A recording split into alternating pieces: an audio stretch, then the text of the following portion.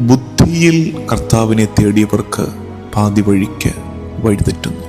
അവിടെ വീണ്ടും കർത്താവിൻ്റെ കരുണ ചാഞ്ഞിറങ്ങി വന്ന് നേരായ വഴിക്ക് അവരെ നയിച്ച് കർത്താവിൻ്റെ സാന്നിധ്യത്തിലേക്ക് അവരെ എത്തിക്കുന്നു. നമ്മുടെ ജീവിതത്തിലും സമാനമായ അനുഭവങ്ങളുണ്ട്. നമ്മളിലൊക്കെ ഒരു ദാഹമുണ്ട് കർത്താവിലേക്ക്. ചിലർക്ക് കർത്താവ് പൂർണ്ണമായും തന്നെ വെളിപ്പെടുത്തി കൊടുക്കും, മറ്റു ചിലർ കർത്താവിനെ തേടി കണ്ടെത്തും, ബുദ്ധിയിൽ കർത്താവിനെ അന്വേഷിക്കും. അപ്പോഴും ഓർക്കണേ, കേവല മനുഷ്യബുദ്ധി കൊണ്ട് പൂർണ്ണമായും കർത്താവിനെ അറിയാൻ കഴിയില്ല. മനുഷ്യബുദ്ധി കൊണ്ട് മാത്രം കർത്താവിനെ അറിയാൻ കഴിയുമെങ്കിൽ കിഴക്ക് നിന്ന് വന്ന ജ്ഞാനികൾ വഴിതെറ്റി ഹെറോദേസിന്റെ കൊട്ടാരത്തിൽ പോയി കേറില്ലായിരുന്നല്ലോ.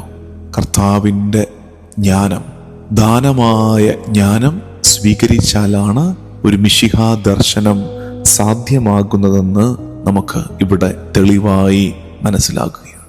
നമുക്ക് പ്രാർത്ഥിക്കാം.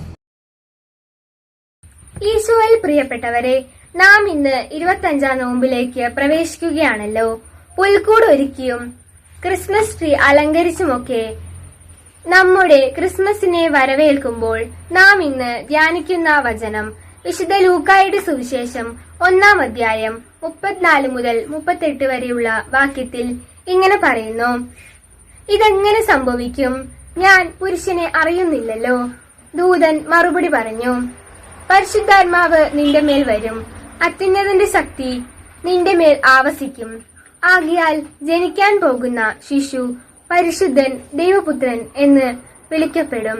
ഇതാ, നിന്റെ ചാർച്ചക്കാരി വൃദ്ധയായ എലിസബത്തും ഒരു പുത്രനെ ഗർഭം ധരിച്ചിരിക്കുന്നു. വന്ധ്യ എന്ന് പറഞ്ഞിരുന്ന അവൾക്ക് ഇത് 6-ാം മാസമാണ്. ദൈവത്തിന് ഒന്നും അസാധ്യമല്ല. മറിയം പറഞ്ഞു: ഇതാ കർത്താവിന്റെ ദാസി, നിന്റെ വാക്ക് എന്നിൽ നിറവേറട്ടെ. അപ്പോൾ ദൂതൻ മുന്നിൽ നിന്ന് മറഞ്ഞു. എല്ലാവർക്കും വരാനിരിക്കുന്ന ക്രിസ്മസ് മംഗളങ്ങൾ നേരുന്നു. വാനിൽ വാനവർ വാഴ്ത്തും സർവശക്തൻ നിദാ.